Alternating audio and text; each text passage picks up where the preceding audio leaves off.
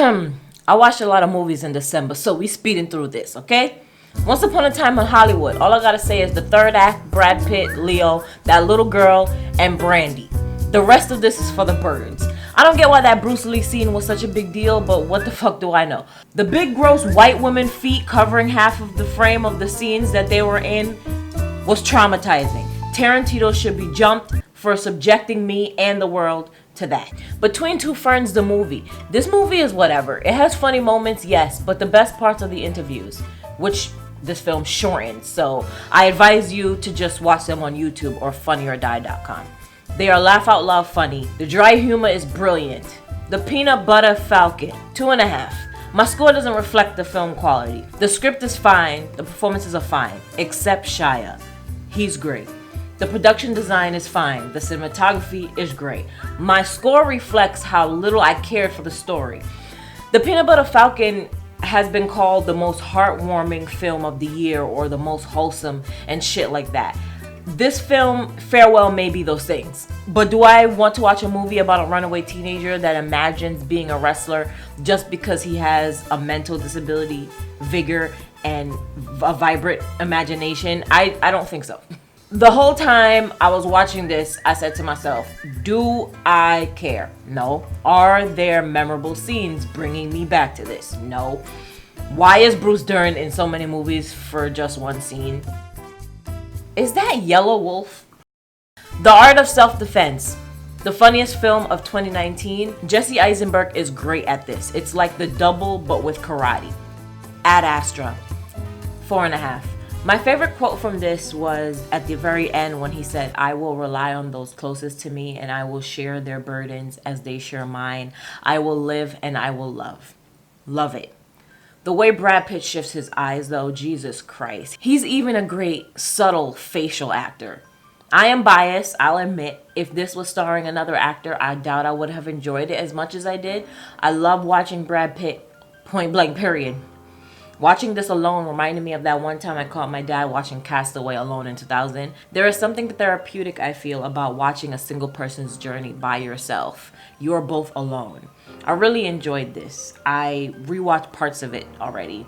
I can't wait to rewatch it. I've been trying to, but I have so many movies to watch that I don't get a chance to rewatch the ones that I really love. This and the next one we're going to talk about is two of them. Marriage Story, 4.5. You know, the whole time I was watching this, I kept thinking to myself, this score sounds a lot like Toy Story. Then the credits rolled and I see music composed and conducted by Randy Newman. So I went, okay, I'm not hearing things. Not for nothing, Rex is in this movie. So, at first this movie made me think it would be like Kramer versus Kramer, but after completing it, it's definitely not.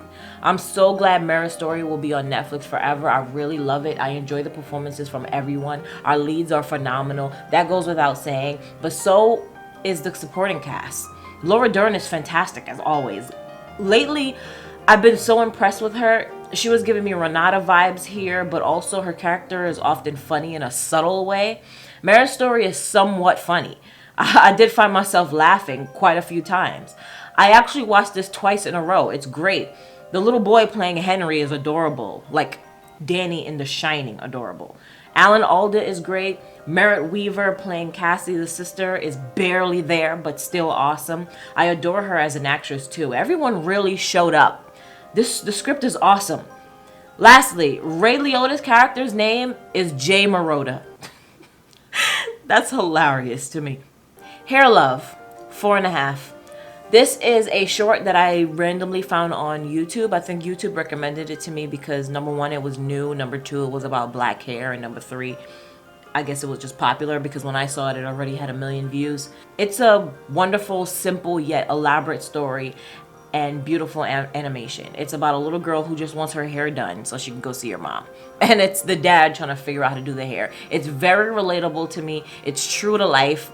Definitely, if you're a black person, you should definitely watch it because it's very relatable to our hair and just how no one knows how to do it but us. For us, by us. This was actually produced by a bunch of black filmmakers that we know.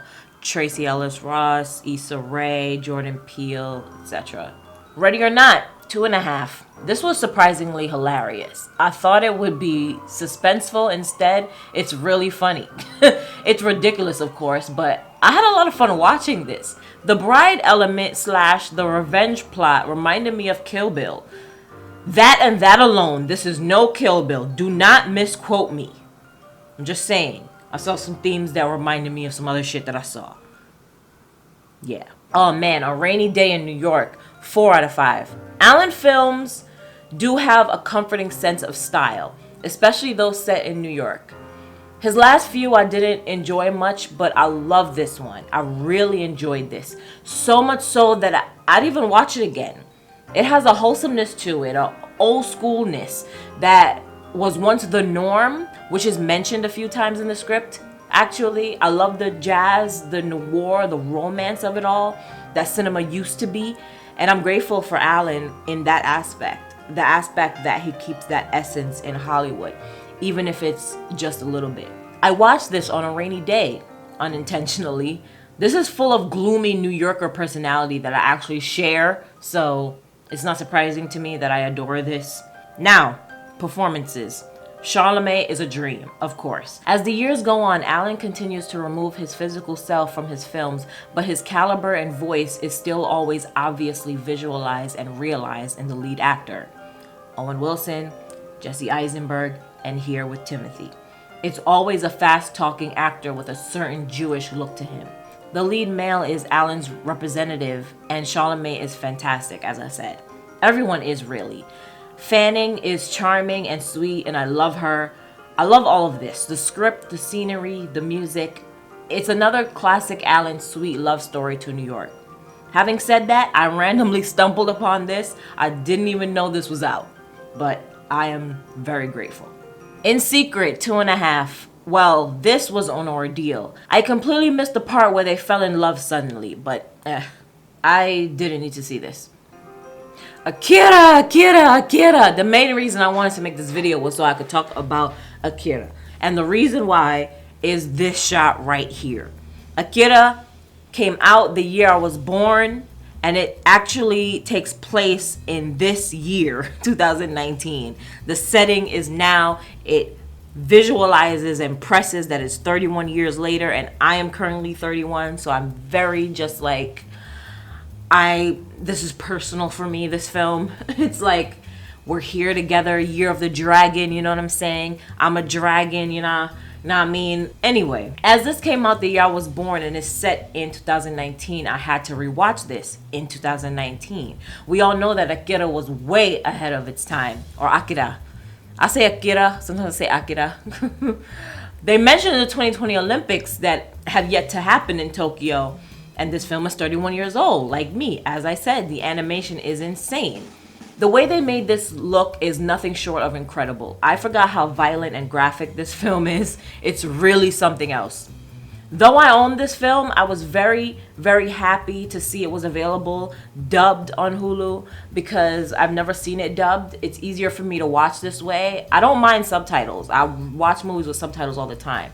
But reading them, especially with Akira, would take my eyes away from the amazing animation, and I don't want to be distracted with reading. I want to just look at everything.